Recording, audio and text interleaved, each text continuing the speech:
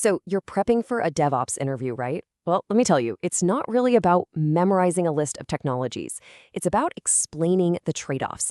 In the next few minutes, we're going to cut right through the noise and focus on the how and the why behind the systems you'll be asked about. Let's jump in.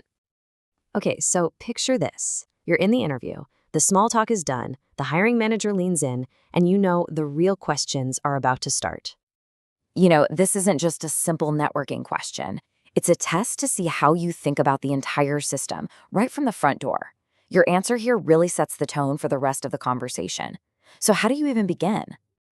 A really solid answer starts with the foundation: load balancers. They're absolutely essential for spreading out traffic, making sure your app stays up, and letting it scale. But just saying the words load balancer is nowhere near enough. And there it is, the follow-up. This is the question that really digs into your practical, real-world knowledge. It's designed to see if you get that not all traffic is created equal. The kind of load balancer you pick really depends on what you need it to do. Okay, this is where it gets really interesting. A network load balancer, the NLB, works at layer 4. Just think of it like a super fast traffic cop that only cares about where TCP and UDP packets are going. It doesn't look inside them. It's all about speed and low latency, which makes it perfect for things like online gaming or video meetings. On the other hand, the application load balancer, or ALB, is much smarter. It works at layer 7, which means it actually understands HTTP.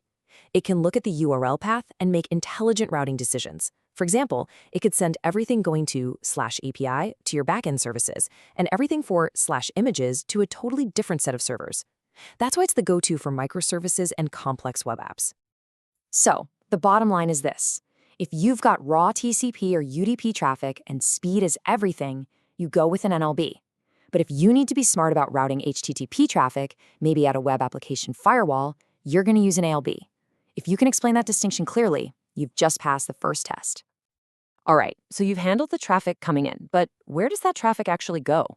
Well, in any modern setup, the answer is almost always containers.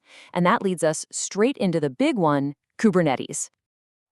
This is such a good question, seriously, because it cuts right to the heart of why we built things the way we do now. An interviewer who asks this wants to know if you really understand the problems with just running containers by themselves and why orchestration systems like Kubernetes were invented in the first place. And this slide just lays it all out, doesn't it? Docker by itself has some major weaknesses in a real production environment. First off, it's stuck on one machine. If that server goes down, your app is toast. Game over. Second, no auto-healing. A container dies, it stays dead until human, that's you, comes along to fix it. Third, no auto-scaling.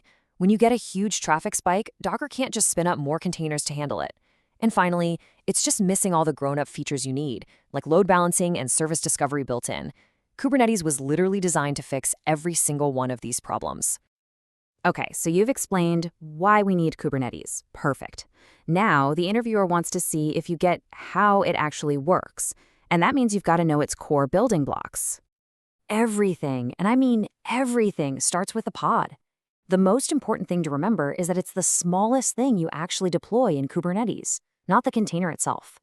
A pod is basically just a wrapper that holds one or more containers and gives them a shared network IP address and a shared place to store files. But here's the thing, you almost never manage pods by yourself. Instead, you use a deployment. Honestly, just think of a deployment as the manager for your pods. You tell it your desired state, something simple like, hey, I always want 3 replicas of this pod running. The deployment then just works 24/7 to make sure reality matches your rule. If a pod crashes, bang, the deployment instantly spins up a new one. That is auto-healing right there. So that creates a new problem, right? Pods are temporary, they can be replaced at any time, and when they are, they get a new IP address. So how in the world do you reliably connect to them? Well, that's exactly what a service is for. It puts a single, stable IP address and a DNS name right in front of a group of pods. It takes care of finding the healthy pods and balancing the traffic between them so you never have to think about those individual changing pod IPs ever again. Okay, so your app is running, it's stable, it's accessible. Awesome. But what about its configuration? You can't just bake your database password into the container image, right? That brings us to a really critical day-to-day operational challenge.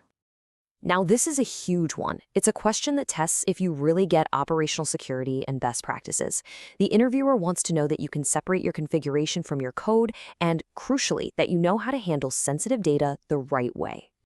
The answer is all about using two specific Kubernetes objects, config maps and secrets.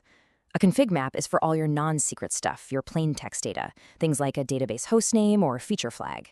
A secret, as the name suggests, is for the sensitive stuff like passwords and API keys. Now, here's a pro tip for your interview. Make it clear you know that secrets are only base 64 encoded by default. That's just obfuscation. It is not real encryption. Anyone can decode it in a second. So creating the config map or the secret is step one. But how does your application actually get that data? Well, Kubernetes gives you two main ways to do it. You can inject the data as environment variables inside your container, or you can mount it as a volume, so it just looks like a normal file to your application. And this brings us right back to a crucial trade-off. This is where you can really shine. If you use environment variables and then you go and update the config map, your running pod won't see that change until it gets restarted. But, and this is the key, if you mount the config map as a volume, Kubernetes will automatically update the file inside the container. So for any configuration you might need to change on the fly, mounting it as a volume is definitely the way to go. Knowing that little detail shows real-world experience. So we've walked through networking, orchestration, configuration, the whole deal.